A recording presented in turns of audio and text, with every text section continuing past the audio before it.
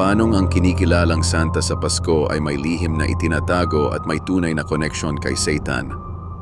Lingid sa kaalaman ng lahat na ang Christmas ay simbolo at selebrasyon na si Jesus ay ipinanganak.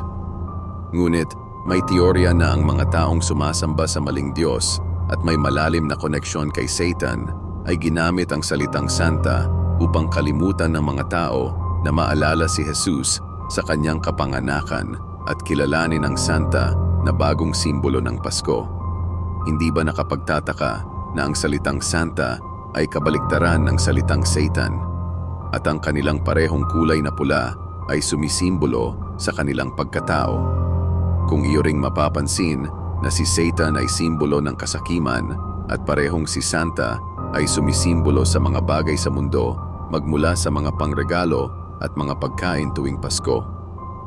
Kung kaya't ang teorya ay ginamit ni Santa ang pagbibigayan ng mga regalo upang sa kanya mismo magdasal ang mga tao na humiling ng mga bagay at kalimutan ng mundo si Jesus na tunay na sinasamba at dapat lapitan ng mundo sa araw ng Pasko.